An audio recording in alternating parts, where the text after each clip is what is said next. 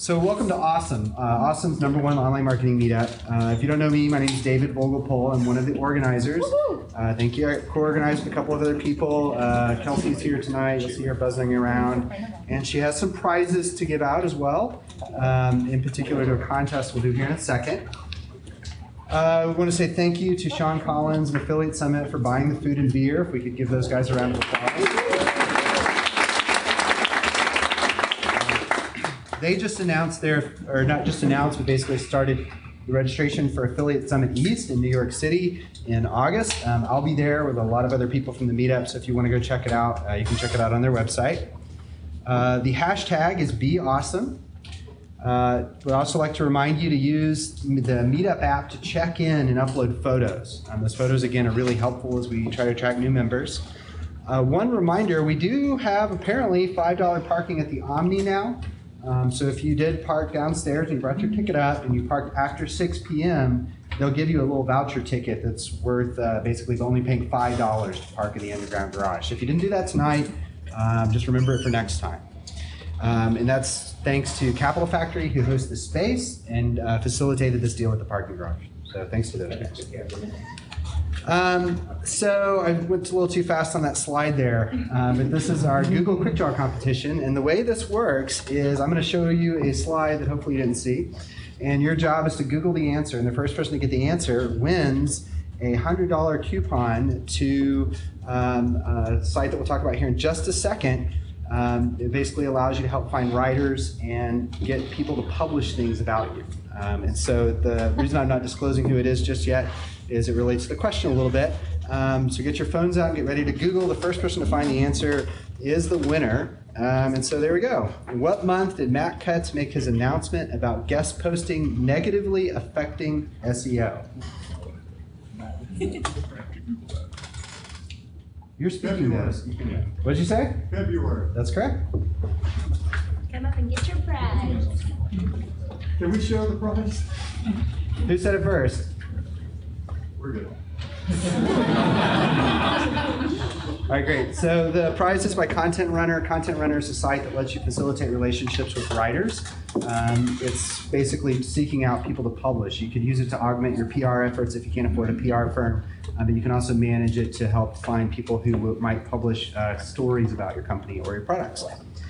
And the reason I'm picking on Matt Cutts this month is because of his announcement about guest posting negatively affecting SEO, which is a pain for a lot of people, and really ties into our discussion tonight, which is about content in SEO. And so if you've been following SEO, and I'm sure Tony will talk about this more, the way things have been changing is particularly over the last few years has been with a heavy focus on content.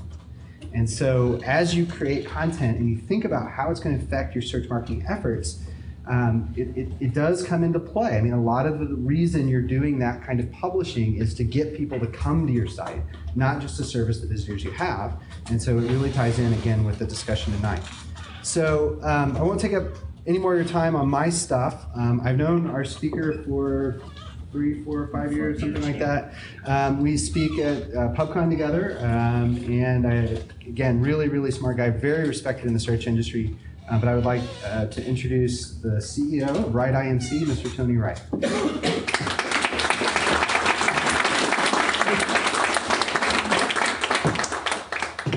Can you guys hear me in the back? I'm pretty loud.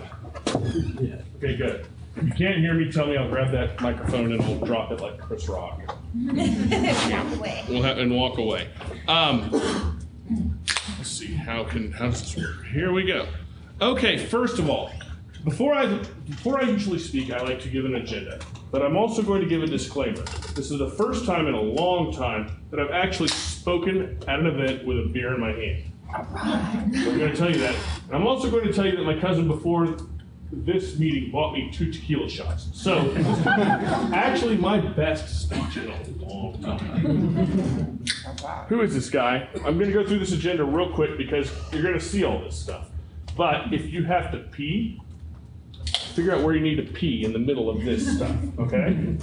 So you know, if you're not interested in one of these bullets, then this is what I'm going to talk about tonight. Who I am, how do people search, then and now, I don't know the future, Earned media, it's one boring slide, and it is boring. I'm going to tell you that much. Simple SEO 101. Okay, I don't know the level of expertise in this group. So some of you are going to be falling asleep in that. Some of you are going to be interested in it. I don't know. If you've never done SEO, I'm going to give you a very, very quick primer on SEO. What is content marketing? Yes, it is very shiny. Shiny, shiny object. And curation. It's not your grandpa's plagiarism. We're going to talk about what that is. Social listening hearing aids. Social listening, you'll hear about a little bit about that. Results give knowledge or market orienteering for content creation. You have no idea what that means, but I will explain it. And random tips are appreciated. So, with that, let's get started. How do we think people search? This is important for content marketing. Whether or not you're a search marketer, a content marketer, whoever you are, how do we think they search? This is how my mom thinks we search. This is how most of my clients, unfortunately, think we search. It's, okay, you go to Google, you type in a keyword, I go to your landing page, I click on the result, and I buy your product. Sounds pretty simple, right? Wow, search marketing's awesome. So easy. How people actually search. And actually, it's a little bit even more complicated than this, but I'm going to read this to you real quick, just because I know it's hard to read in the back, especially if you're having vision problems like I do. I'm going to go to the search engine. I'm going to type in a keyword. I'm going to click on the natural listing number 1. I'm going to go to site A. I'm going to click through the link on another link on site A, and then I'm going to go to an unrelated site, just for no reason, just because I want to, because I have no attention. Then I'm going to get up and I'm going to go have a Coke. Okay, so I'm going to go back to the search engine because, you know, my wife told me she really, really, really needed that comforter that I was looking for. So I'm going to type in a related search. I'm going to go to natural listing number 3. Why not? Actually, randomly, natural listing number 3 tends to show up a lot. Click on a link to research the product a little bit more. I'm going to continue researching the product. You know what? I'm going to go look at porn for a little while. Oh, I know some women that do that too. Oh, anyways, we won't. You guys are going to loosen up just a little bit. Anyways, I'm going to go back to the search engine and type in a more relevant keyword, and then I'm going to click on the paid listing number 1 because I already know exactly what I want, and then I'm going to buy the product. That has a lot of implications for search engine marketing, a lot of implications for content marketing, a lot of implications for paid search marketing. If you aren't doing attribution analysis, you need to be, because everything gives weight. But that's not exactly what we're here to talk about tonight. How do people search? I just realized I forgot to tell you guys who I am. Those 3 freaking tequila shots. Anyways. If you want to know who I am, I'll tell you afterwards, if you like the speech. How do people search? In 2005, we saw a lot of people hitting everything on the page. You know, they were all hitting everything that's going on this page. They were looking at every single result because, you know what, the internet was still kind of new a little bit to a lot of people. 2005, you got some people, but people were not accustomed to what's going on. 2008, that changed. And I'll send out these slides. I'll send these slides to David so you guys can read everything here. But I've just basically put the Think eye tracking study here. If you want to know more about this kind of stuff, Brian Massey in the back probably knows way more than I do about this stuff. But anyways, how do people search now? In fact, I don't know if we have, I should have checked. We don't have an internet connection here, do we? We do, yeah. Oh, yeah. You want to load up the video? Let's see if I can pull this up. Just curl up there.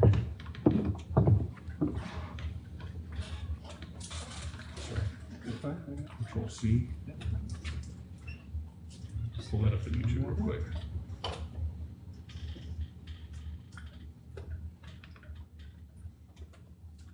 He knows what my homepage is now. Salesforce. Yes.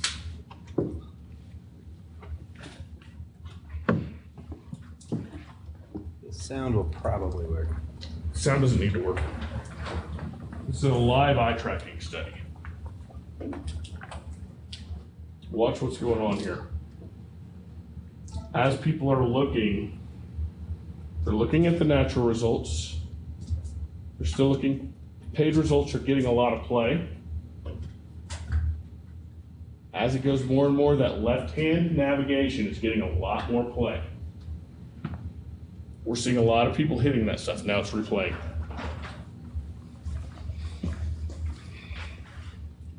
Is that in real time?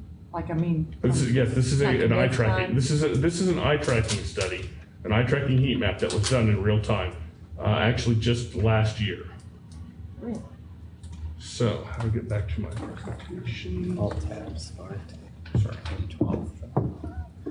I'm a Mac guy, so you're gonna have to give me a little bit of leeway.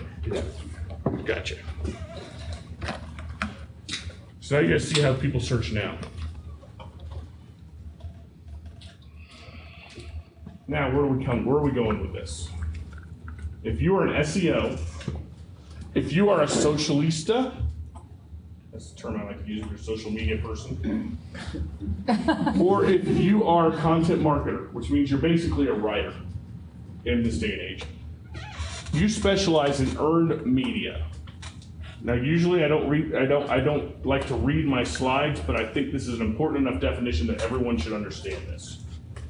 Earned media or free media refers to favorable publicity gained through promotional efforts other than advertising, as opposed to paid media, which refers to publicity gained through advertising. Earned media often refers specifically to publicity gained through editorial influence, whereas social media refers to publicity gained through grassroots actions, particularly on the internet.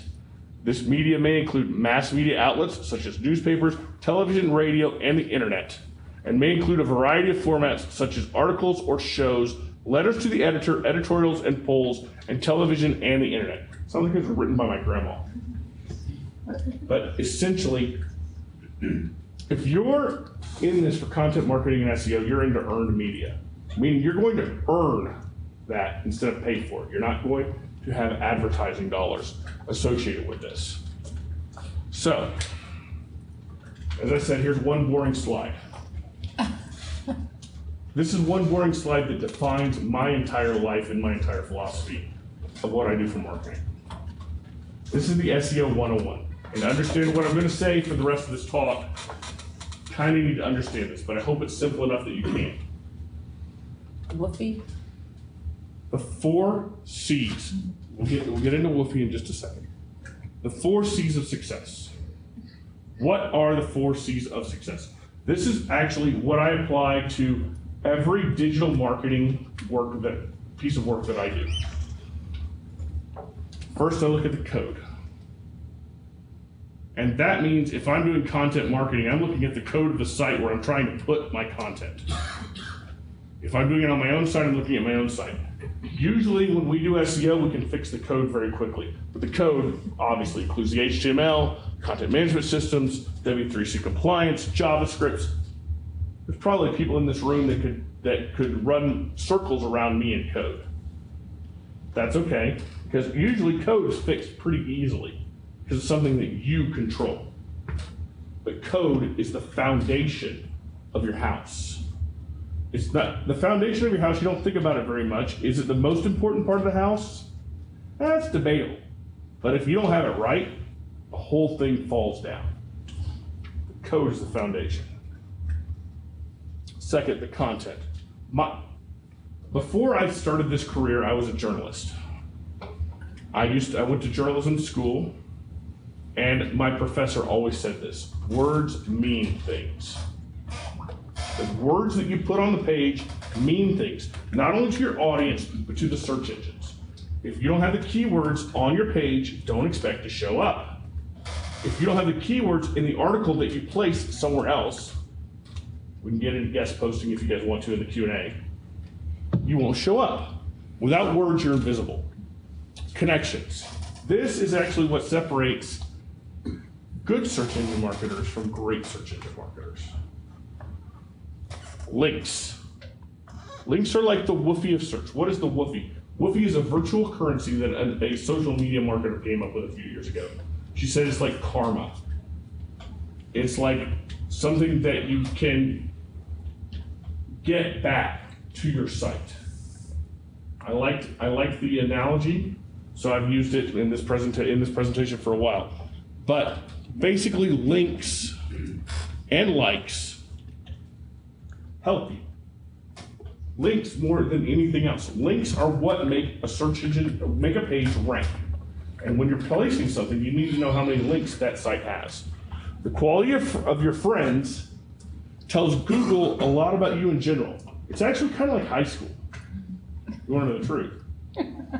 If you were a nerd in high school, you had 1,000 band friends, 1,000 nerdy friends, were you considered popular?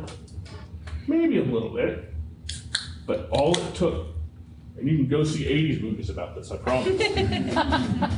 All it takes is that one popular person liking you. And with Google, it's the same way. If I get a link from the Wall Street Journal, that's gonna boost me hell of a lot more than 10,000 links from joesblog.com. So I'd much rather have that. And connections. And I say connections, I didn't tell you guys who I am, but I come from a big PR background. I was the director of digital for the largest PR firm in the world for 6 years. That's all PR is connections. Making those connections, finding those people. And it's the same way in search, finding those links. It's the same way in content marketing, finding the people that will listen to you. Either putting your stuff on their site or linking to your stuff. Because it's all about the link, it's not about the ink anymore. And the last thing, once you've created this great content, and you've got these connections, how do you communicate that? Communications, your social media, your Facebook, your Twitter, your Instagram, your Pinterest, depending upon what your business is. There are different channels that are more appropriate for different businesses. But communications, social gets links. And from a search engine marketing centric point of view, which is what I take a lot of times, social is the way to get links. Content on other properties get links, and you know what? Good content gets links. Don't create crap. Now we're getting into content here. And that's how content actually works with your SEO. The shiny, happy content marketing. You know what? Content marketing isn't new. I've been freaking doing content marketing for 15 years, actually 20, if you count the stuff that I did in the newspapers. Content marketing is not new. It's a new name for something that has been around forever. Content marketing is not magic. I do not have a magic content marketing wand. I do not have a magic SEO wand either. I don't have a magic social media wand. This is hard work. It's not rocket science. I compare it more to plumbing. Because this is the deal. I'm plumbing to try and get the connections to someone else. And you know what? I could probably figure out how to fix my sink with a YouTube video, but I sure as hell don't want to ruin my entire house by doing it. And doing content marketing without knowing what you're doing SEO without knowing what you're doing is about the same equivalent. Mm-hmm. This is the easiest thing, and if you take anything out of this tonight, content marketing is writing good stuff. If you write good stuff, I'm going to rephrase that. If you write good shit, people are going to link to it, people are going to like it, it's going to go viral. And your SEO will increase. If you write mediocre crap, maybe if you syndicate it right. But 3 years ago, I actually used to describe content marketing as, and this is funny, I used to say, you know, it's kind of like it's like a third grade or a junior high book report. I take the encyclopedia and I rewrite it. That won't do you anything anymore. The algorithm has changed, times have changed. Now you have to write well. Coming from a journalism person, write well. But content marketing is not just writing it, because you know what, even if you write the best thing, hopefully it goes somewhere, but you've still got to publish it, syndicate it, market it, find the influencers in your marketplace, and provide information, further information about it. You can't just let it, you know what, the old adage, we build it, they will come, does not exist unless you are Kevin Costner. And then you do Waterworld and then you suck. Everyone who's under 30 didn't get that at all. Content marketing has been and always will be here under any name. You write good shit, people will come. If you market it, syndicate it, and put it out there. Curation. Has anybody, have you guys heard this word, curation? You guys know what it means? A few people in the audience. It's going to sound like stealing when I tell you what it is. If you, those of you that didn't nod your heads. It's not stealing if it's research. In fact, I had someone tell me that one time. You know what? If you find something from one person and you actually write it down, that's stealing. If you find the same idea from 3 people, that's research. And in this day and age, curation, we want to go by copyright laws. If you can give, you can actually pull, I think it's like the first 250 characters of an article and then link to it. You can keep your audience interested with stuff from other people. Understand fair use. Go read the article, just go Google fair use. I'm not going to get into the laws on that tonight because I don't have time. But it's usually okay to use the first paragraph and a link. Link to what you love. If you like something and it's in your niche, link to it. You know what, that link comes back. In fact, if you link to something, tell somebody you link to it. I'm going to drink beer now. Yeah. Thank you. Don't just curate comment. Have an opinion. Have a freaking opinion. Have an opinion on what is out there. If you see something, comment on it and then put it on your own website. I say, see our white paper. If you go to writeimc.com, which is my website, you'll see on the front page, we have a link to a white paper. It's still there. And it's, should your brand take a stand? And a very, very large, comprehensive analysis of what happens when a brand takes a stand. And then we also surveyed over 5,000 people on whether or not a brand stand makes a difference on whether or on if they buy that product or not. We're talking about stances on things like abortion, marriage rights, religion, all sorts of issues.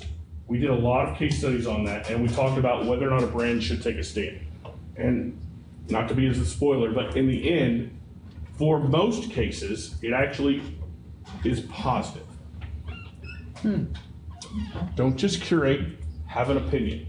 Brands that have a personality do better than brands that don't in this day and age.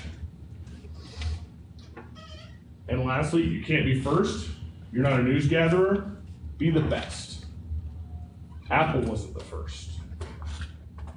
There are so many, you can talk about so many different companies that weren't first but became the best in their niche. If you can't be the first, be the best when you're curating. Make your opinion on a curated article be the best. Results give knowledge. This is actually the tagline for my agency. And it's also, actually, I was telling my wife earlier tonight, because she was telling me something and I said results give knowledge. She called me a smartass. What does this mean? Well, first, from an agency standpoint, it means we give results, we're flexible, and we have knowledge about what we do. But from a deeper standpoint, the results that you have from everything that you do give you the knowledge to go forward in what you're trying to do. In other words, what you learn from your mistakes and your successes give you the knowledge to do what's next. Search is the compass for your market orienting. Any Boy Scouts, Girl Scouts in here? Former? Wow, a couple. You ever heard of orient? Well, you guys are from Austin, so you might know what orienteering is. I'm from Dallas. Nobody walks around outside of Dallas. You know it is. Orienteering, compass. you'll find points. Search gives you that compass. Not as much as it used to, because now we have some problems with Google not giving us keywords in what's called not provided. But it's still, search gives you the compass. You can go look at your landing page, what people are landing on. It'll tell you where you need to go with your marketing. Search is the compass for your marketing orienteering. Both paid and natural search analytics provide maps for your social media content strategies. Are you doing, any of you doing paid search in here? If you're not doing paid search, I'm going to recommend, talk to me afterwards. I've got about 10 or 15 $100 gift certificates for Google. They send them to me if it's a new account. It has to be a new account. I'll take it. But you get $100 to play with. I call that a kitchen sink account. Try out keywords, see what works, see what doesn't. You can't spend $100 a month on your marketing to try and figure out what works and what doesn't. Find $100. Go look in your couch, go do something. Because I call it that paid search is the kitchen sink. It tells you where to go. Keywords are comforting. Wordsmithing is overrated. What does that mean? When you're doing search engine marketing and when you're writing content, you want to put the words that you want to show up underneath in Google, right? That's comforting. Wordsmithing, meaning, I can't tell you, I work with large corporations all the time. I get copy from people who have been in PR and been in copywriting for 20, 30 years. They don't say what they mean. They use marketing speak. You guys are in Austin, some of you guys might be working in the tech industry. If you say, I have the ILS for the BS, for the SEO, for the GX 257. No idea what that means. Quit using TLAs. TLA being the 3-letter acronym. Say what you mean. And say what you mean every time. AP style states, you at least say it once, and then put the parentheses and the abbreviation. I'm going to tell you, it's not bad to say it more than once. People are searching for those terms. If I'm saying cloud computer, let's think of, if I'm saying something that is a TLA, and I don't use that word more than once on the page or in the content, you don't have to use it every time, but use it. It's what you're talking about. Words mean things. And Google Analytics still, even though we've lost keywords, which is a great disservice to the entire industry, Google Analytics works great for mining valuable content creation data. We're going to talk about a little bit more about that in this slide. Social listening. So what did you say about me? Okay, real quick. Who here is monitoring your, okay, let's say if you're working for a brand, if you're monitoring your brand, or monitoring your own name. Raise your hand. Just privately? Yes. Yeah. Okay. The rest of you guys are in for a reputation management nightmare if you don't do something. Unless your name is Bob Smith, you're pretty much screwed. Because somebody can say something about you. There are free tools out there. Free. Google Alerts. Just go to Google, type in Google Alerts. You can set up your own name in there and it will send you an email anytime something comes out about your name. My name is Tony Wright. And it's a pretty common name. I actually don't even own the domain for my own name because the guy that does own it is actually a bigger deal than I am. He's owned it since 1996, before I was even in the game. But I monitor for my own name. I know what's being said about me. If you don't know what's being said about you, you're missing half the battle. And if you're working in content, you need to know what's being said about your content. Monitoring. You know what? This is I give a different presentation about reputation management, but in this presentation, I say monitor your shit. If you're not monitoring your own stuff, you're in trouble. But social listening tools, those tools that are marketing, those tools that are for marketing, that are for finding out what people are saying about you and your brands and the topics that you're looking for, they can be expensive. But I'm giving you some free ones here. These tools are absolutely free, every single one of them. Google Analytics, Google Suggest, Google Insights, and the Google Keyword Tool. How do you find those things? Go to Google. Let me Google that for you. Twitter search. Look for the topics that you are interested in on Twitter and find out what other people are saying. Facebook search, the Facebook graph search. Actually, I'll tell you, just go look him up. He's one of my former employees. He's still a friend, but he did Joe Youngblood did a giant study on the Facebook graph search and what's showing up and what's not. And he's kind of a little bit of a ladies' man, so when we were in PubCon, he did a whole big thing on single bartenders in New Orleans. He found 2,200 results in a Facebook graph search. You don't think you could do something like that for your own brand? Say you're doing golf clubs. You have an event in Dallas. Golfers in Dallas near Bent Tree Country Club. That is a search you can do in the Facebook graph search. You can find all those people for absolutely free. And then you can actually create an ad that targets only those people, which is pretty cool. It costs you like $10 to run that thing, but you're getting exactly the audience that you want. And better yet, you have content that supports what you're doing with the ad, driving people from Facebook to your own site. Now there's where the good stuff starts. And Google Alerts, I just told you about that. You know what helps? Just Google free social listening tools.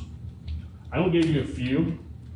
Google that. The first 3 results will give you about 50 to 100 different tools that you can use to monitor your topic to find new stuff to write about. You don't know what to write about? You have no excuse, because it's all there. It's all free, doesn't cost you anything. You can find out what people are talking about, and if you can answer what people are talking about, you win. If you become the answer to the question, then you can sell whatever you're trying to sell, or become whoever you're trying to be. I don't know what your goal is, particularly in this case, but whatever your goal is, you can get there if you know what the people that you want to sell to are asking. And I actually do this. Does anybody have a favorite social listening tool in this audience? Well, 1, 2, 3. Shout your favorite listening tool. Google Analytics. And Google Analytics. Okay, yeah. Hootsuite. Whoa, yeah. Okay, we'll skip that bullet. What do I do with this information once I get it? I answer consumer questions. I appeal to audience interests. And for any of those of you who might have gone to PubCon, David Cialdini, who was one of the keynotes, is one of my heroes. Actually, every single piece of content that's written in my agency has to have written on it one of these 6 weapons of mass influence. What are we trying to do? I'm either trying reciprocity, meaning I'm giving someone something so they feel like they owe me something back. Commitment and consistency, meaning that we've been there for so long, you've got to love us. You got to come back. Social proof, other people like us, so you should like us. Authority, I am the authority in my space, so you should listen to me. And liking means I like you, so I want to do business with you. And the last one being scarcity. If you don't buy now, this thing's going to be gone. When you're writing a piece of content, use 1 or more. I actually don't recommend using more than 2 actually in one piece of content. Use those 6 weapons of mass influence. You will watch your return rate go through the roof. You just do that. Drive your audience to where you want them and define the action that you want them to do. How many of you here does anybody here not have a website for you, whatever you're trying to do? I'm not trying to embarrass anyone. You tell me afterwards, it's fine. My wife doesn't. My wife has a 6-figure-a-year photography business. She just spoke at PubCon for the first time, and it drives me insane. Why? She's on a website because my agency has been too busy to build her one. She can build it herself, but she gets upset when she tries to build herself, and we're going to. But she's built the whole thing on Facebook. That's called digital sharecropping. She's farming Facebook brand with her own. Now, you guys might have all noticed that Facebook reach is not quite what it used to be if you read the news. Luckily, she hasn't suffered because she didn't buy any links. I kept her from doing that. But I can tell you this much, if you did buy any links, or you know anybody who did, all that did was cannibalize your own reach. The more likes that you have, the more you have to pay to reach the people that like you. And that's how Facebook is running. That's changed from the beginning. The only thing you own is your own website.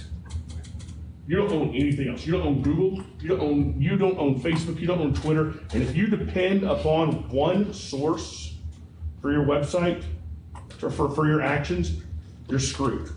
You need to be using your content to drive people back to your website where they can take an action that you define for them. The link economy.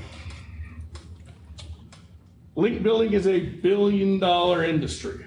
Probably not quite so much anymore, but it has been. Bot links. I told you earlier, links are the best way to get SEO. Bot links are against Google's terms of service. If you do it, you will get penalized now. If you've been in SEO for very long, you probably have been penalized at one point if you're a good SEO. But I will say the fastest growing facet of my firm's business right now is getting people out of Google penalties. Social media naturally generates links. That's what you want for SEO. Getting back to why do you do this? You do it to show up in the search. Let's talk no follow for a second. I'm gonna put my geek hat on. Okay.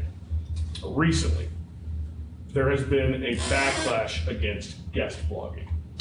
Particularly, a site called My Guest Blog was penalized in the search engines while we were at PubCon, 3 weeks ago? Very, very, very nice lady named Ann Smarty had her site basically destroyed by Google because she refused to put no follow on guest posts. What no follow is, it's an attribute. It goes in the code and it tells Google, don't follow this because I paid for this link. So that means Google doesn't want you to buy links, but if you do buy links, they can't really stop you. They just want to know about it. If you have done anything, especially in this day and age, just to be safe, unless you want to fight Google or you just don't care, put a no-follow attribute if you've done any kind of payment. And I'm not talking about just monetary payments. I had a client several years ago, largest custom t-shirt maker in the country. They show up #1 for t-shirts. You can probably look them up. I went to high school with the founder. He called me freaking out. They had a penalty, and this was well before Panda or Penguin or any of the stuff that's going on now. They had a penalty, what was at that time called a +50, meaning that any ranking they had, Google just said +50 for any keyword. That's +50 ranking, so they basically didn't show up. What had happened was they had a big team meeting, and the SEO team said, we need more links, we need the marketing team to figure out how to get us more links from these blogs. So the marketing team put together an email. They sent out to all their customers and said, if you have a blog and you link to us and you send us the link, we'll give you a $50 coupon. Well, it just so happened that Google had just used this company to buy new t-shirts. So they just sent it to about 50 Google engineers. They immediately got pretty much that penalty. The way we were able to fix it was pretty easy back then. Is I had the CEO write a blog post, they didn't know, ignorance type of thing, marketing deal. had some friends in the industry tweet it out to Matt Cutts. If you don't know who Matt Cutts is, he's the head of Google Web Spam. He's kind of the god of the SEO industry. Everyone, whatever he says, everyone looks at, even though he's not really God, because I believe that God actually says true things. But anyways, and they removed it the next day. But no follow links if you pay for them. It's just the safest way to go, especially if there's any risk involved. And integrated marketing teams with creative ideas.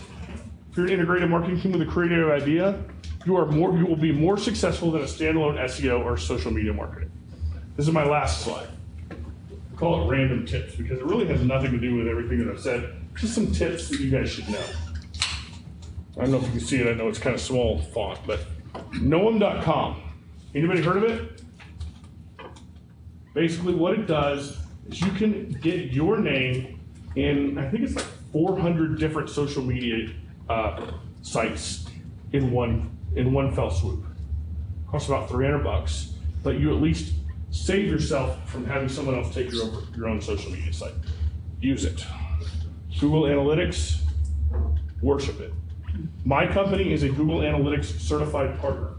I believe in it so much that I invested a lot of money. Now, sometimes I wish that I could have something else. Omniture is a good choice if you've got a shitload of money, but Google Analytics is free, and so a lot of people are going to use it. When writing headlines, split them up. What do I mean by that? Put your keywords in the top and then use a subhead. Simple as that. This isn't a hard concept. I want my keywords and my main headline, and I always try and create a subhead if I can. If you're writing a press release, every press release distribution or wire service will let you write a subhead. You should write a subhead. Bullet points. Bullet points drive keywords home. They also create a graphical break in your page. So when you're writing something, you write, my name is Tony Wright. I am a search engine marketer, but I also am a father, a wine aficionado, a guy who likes to go fishing, and all these other bullet points. You break it up. Bullet points are great, and a lot of copywriters forget them. Over-optimization is real, don't do it. Don't stuff keywords. If you want to show up for Viagra, don't put Viagra on the page 2,000 times. You're not going to show up for Viagra anyways because the black hats are going to kill you. I'll say a better word than that. I don't know. If you want to show up for tabletops, for Formica tables, don't put Formica tables in there 1,000 times. You will get penalized.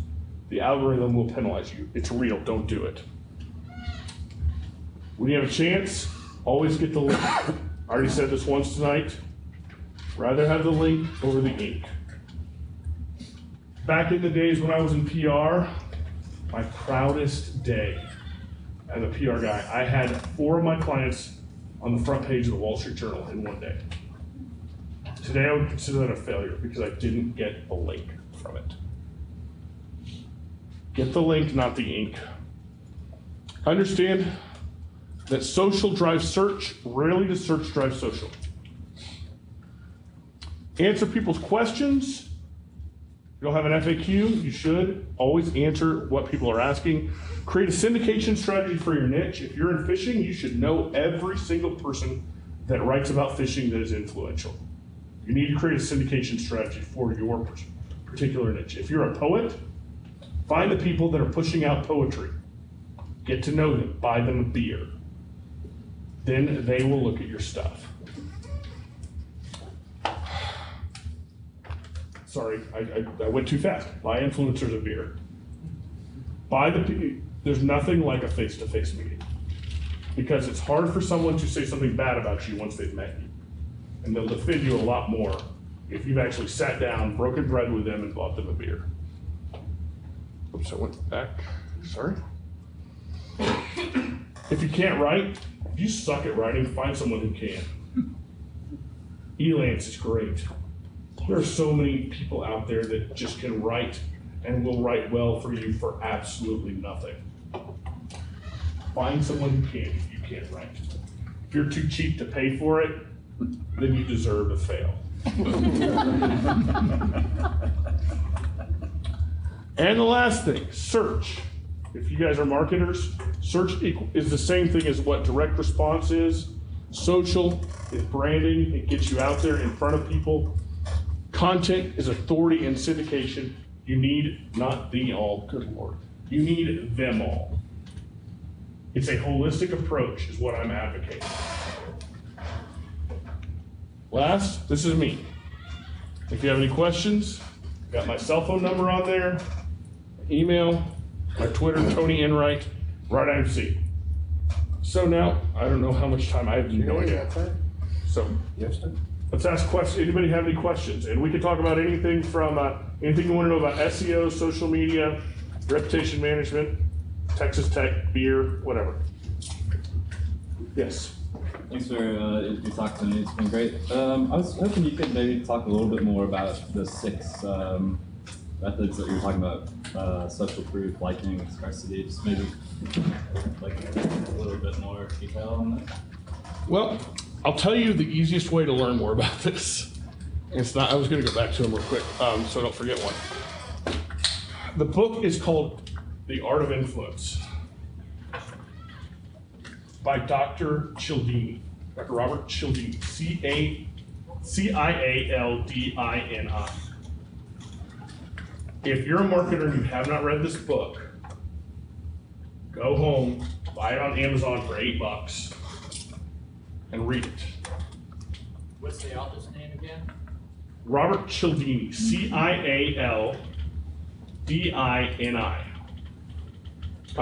He actually was the keynote speaker at PubCon one of the days. This is the second time he's been the keynote there. I had actually heard of him a lot before. One of my clients is a company that some of you guys might have heard of called Copy Blogger. I do a lot of work for them, and I know all the guys that founded that. Brian Clark was the one that turned me on to Cialdini. And this was about 6-7 years ago. I read the book, I was so influenced by what he said that I implemented the policy. Anything written from my agency has to have one of these terms at the top of it before it goes to the editor. Because then we know what you are trying to do. It works especially well for interns who really don't exactly know what they're doing. Gives you a direction. What are you trying, what is the tactic you're using to try and influence someone with the piece of copy that you're writing? Now, if you're just writing a blog for blog's sake and you're just, talking about your own personal stuff, whatever, you probably don't need that. If you're doing marketing or you're trying to drive someone to an action, you need to have one of these things to try and influence people to get there. These are the 6 pillars of mass influence. Everything falls under this. I've never been able to find a situation where someone was influenced by either one or a combination of these things. So, but in the book, he gives tons of cases. The guy has done years and years of research, and he gives anecdotes of different types of every single one of these pillars. I can't explain it more than he could, so that's the best way to do it. Questions? Do you have questions?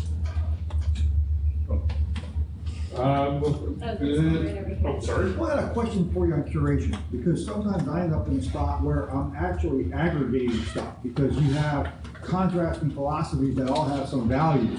A lot of times I'll bookmark stuff and come back to it when I have 2 or 3, and I'm curious if you think that's good or bad, if you're almost providing your own original content, but against the backdrop of other respected authorities that maybe have contrasting ideas. We're kind of, hey, here's 1, here's 2, here's 3, and this is how, in my opinion, they all go together. I don't know how successful has Drudge been. That's exactly what he does. It depends on what the action you're trying to get people to take on your website is, but if you're trying to come up with authority, and you're the one that's showing all those people that, and they know they don't have to go anywhere else but your place, find all those opinions and all that stuff in the way that you want them to see it, So based on exactly the right track there. You're absolutely. If I had time, I'd do more. I mean, you can do too much if it's just like somebody who talks too much. But that's different in each audience too.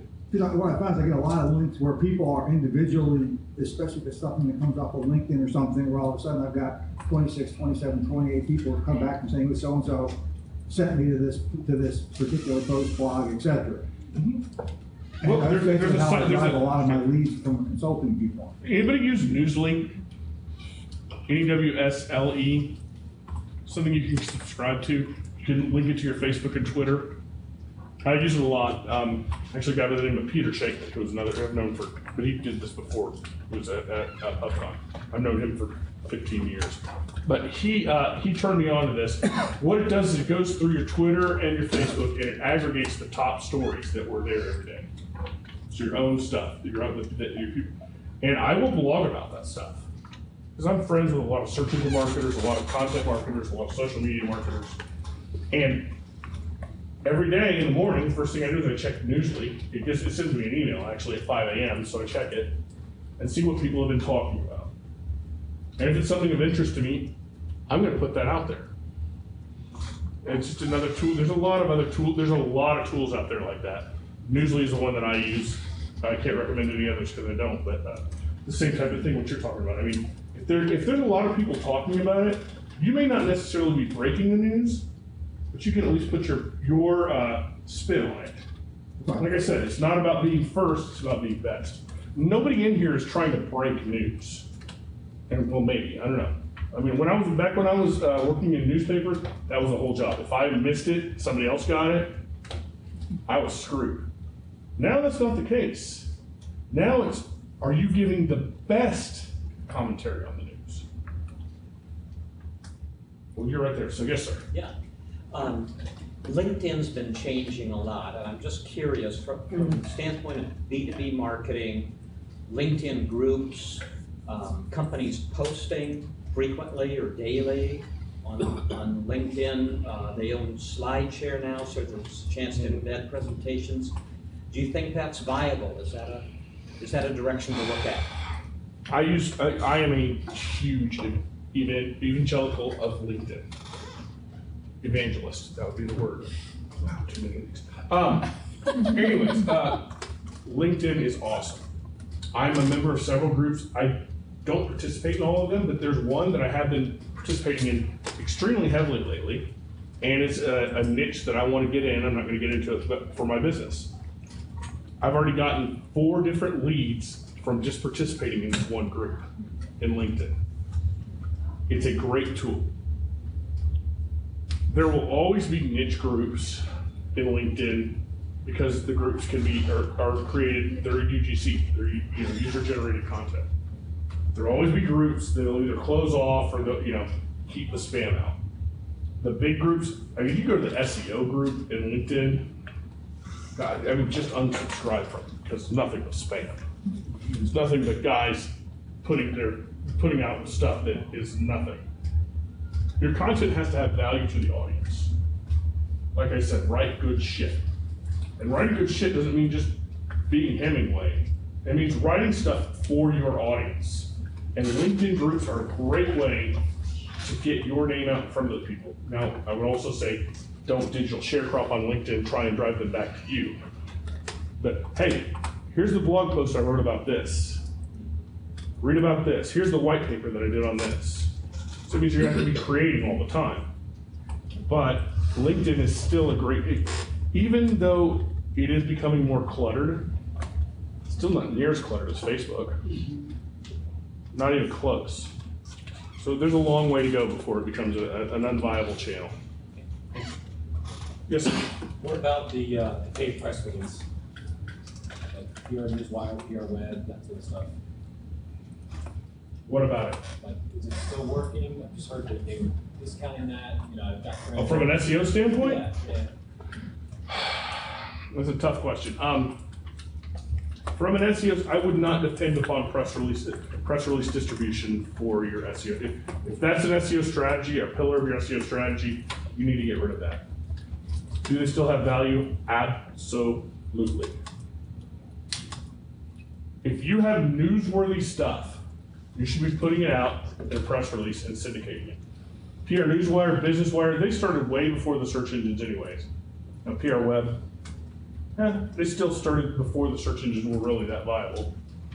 But you're putting your stuff out and syndicating it to journalists. When I was a journalist, I used to have actually a machine where the press releases came in. It shows you how old I am, but anyways, so this machine would give us the press releases. Most of them went in the trash, but and when I worked for a PR firm, one of the big exercises I used to do with the interns was I would pull every press release that came out on PR Newswire and put them in front of them and say, you think that a press release is the way to go? I want you to read through this and put together the front page of the newspaper based on these press releases.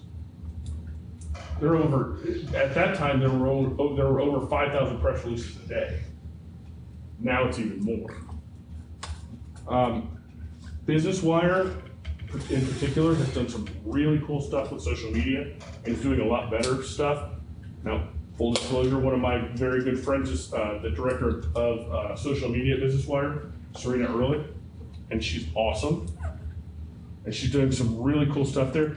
PR Newswire forever had problems with their SEO because they wouldn't put stuff out there and that would sit forever. PR Web, their stuff, you can find stuff back from 1996, it's still archived. But Google also knows when you send out a press release, they know they're not going to count all the links. There are a ton of places that automatically syndicate a press release. I can send out a press release and send you a, you know what, you come to me and say, hey, I want to be in the Houston Chronicle. Okay, give me $1,000.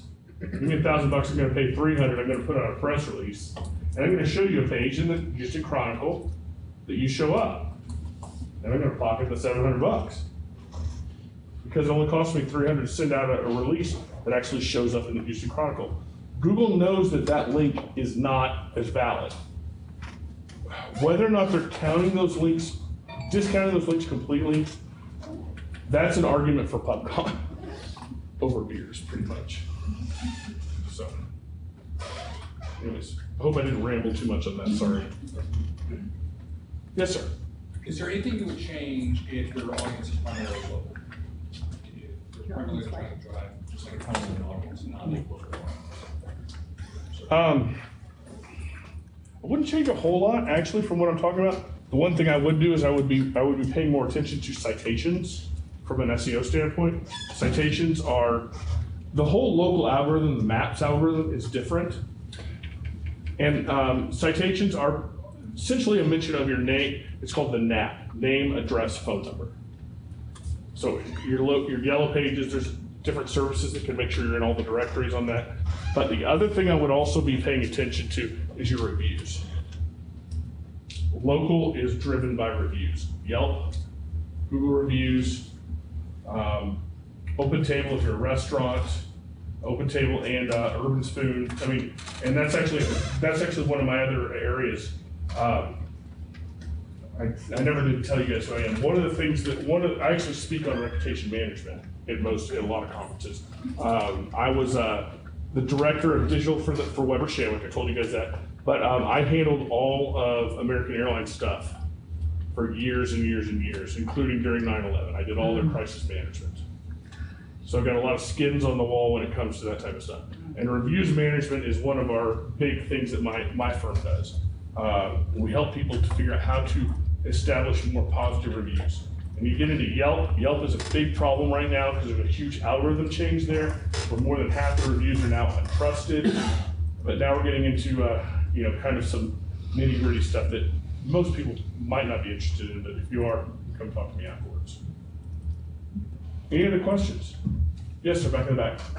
If I'm writing an article and I want to bring in experts, I'm researching and I see this guy made a great statement, I'd love to include that because it kind of supports my story, my blog post, whatever. Do I need to contact him and say, hey, I'd like to use this, or can I just take that quote that he did, maybe 3 sentences, and link back to him? What is the protocol and what is? If he's published it, it's fair use. You can quote it. Do I need to link back to him? You don't have to. But I mean, Okay, this kind of gets back to how my wife built her business, which is kind of a weird thing. Something people don't do. She's a photographer.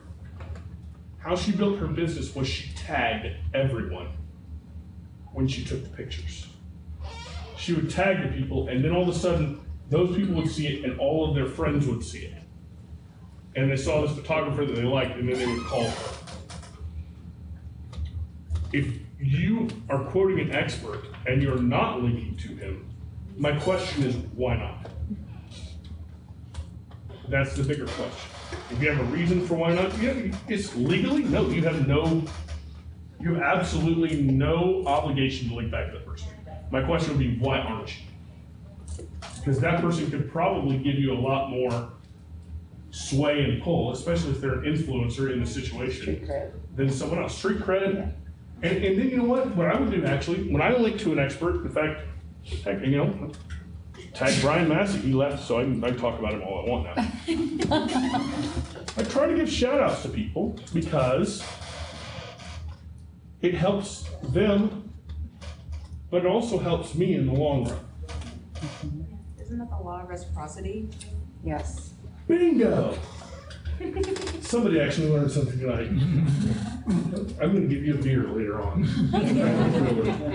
What else? Let's see. Yes, sir. Oh, yeah, yes. Okay. Question on reviews that was brought up. Let's say, I guess Yahoo is now using Yelp.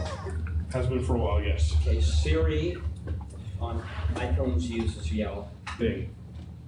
Bing? Bing, well, Bing, and then they use Yelp, yes. Okay. Versus Droid, which I assume would be using Google reviews. So, do you need to be getting Yelp reviews as well as Google reviews to optimize both? Yes. If you're not advocating to get reviews on all the review sites, and you need to be monitoring the review sites, and it's hard. This is not an easy subject. It's hard to get reviews. And I've tried a lot of different things. It's actually against the terms of service of Yelp to even ask for a review. Google, for a while, was okay with you asking for a review. In fact, it got to the point where a friend of mine was actually creating for hotels this whole tablet program. And when they could give you, when you're checking out, here's a tablet and give us a review.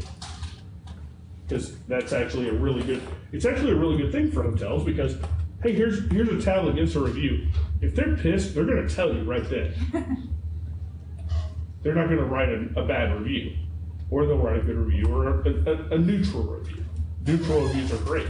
I mean, when you go to Amazon and you're researching a product and you see 1,000 reviews and all of them are positive, you're suspect of that company. If you see 1,000 reviews and 700 of them are 5 stars, 100 of them are 4 stars, and then you've got a couple of 1 stars down there. I actually always go read the 1 stars, and it's usually something like, my product came defective, or I couldn't put it together, or basically what I read is, there were 3 or 4 morons. Reviews go on a logarithmic scale. Logarithmic meaning the more reviews you have, the less impact an individual review has. If you have 10 reviews and 5 of them are negative, you might look like a negative company. If you have 100 reviews and 5 of them are negative, it looks like 5 people had a bad day. So the more reviews you can get that are positive, the better off you are. And anything you can do to exacerbate getting more positive reviews, you should be doing. Yes, ma'am.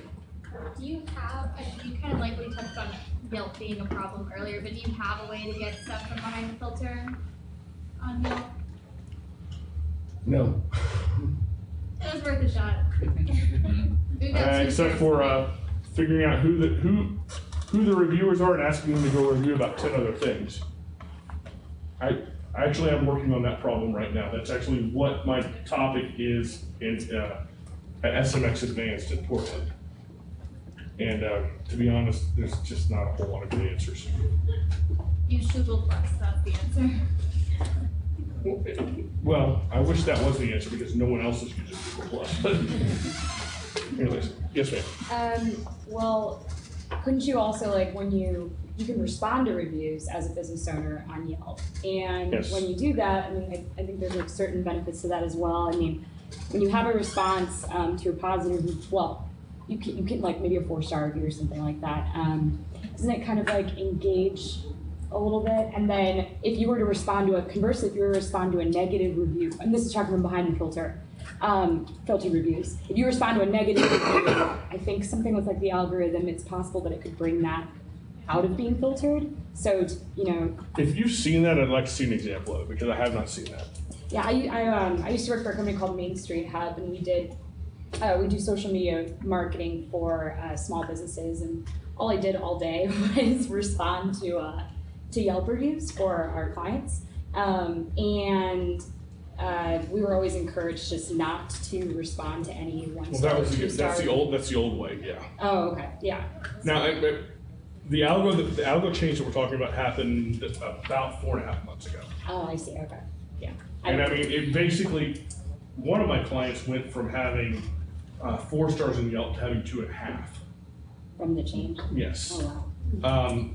Because everything got pushed beyond the filter. And everything gets pushed beyond the filter does not count towards the stars. Yeah. And anyone who has less than, it's usually what I've seen is between 1 and 2 reviews. So if you're doing something to your customer, we used to actually, one of the tactics that changes, I mean, this whole industry is fluid. One of the tactics that we used to tell people, train your salespeople to get reviews. Give them incentives if they get a review. Well, now the problem is what they were doing is they were finding people and say, oh yeah, would you give me a review on Yelp? Oh, sure. These people have never given a review on Yelp before. Well, those were counting before, now they don't count anymore. You have to have, 3 or 4 reviews before your review actually says, this is a trusted review. They call it trusted and untrusted.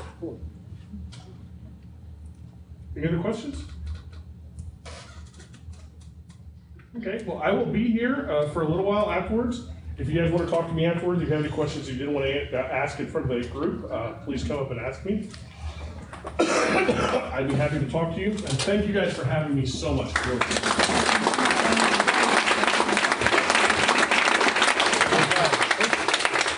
guys grab some beers, and there's plenty of time left for that. Thank you.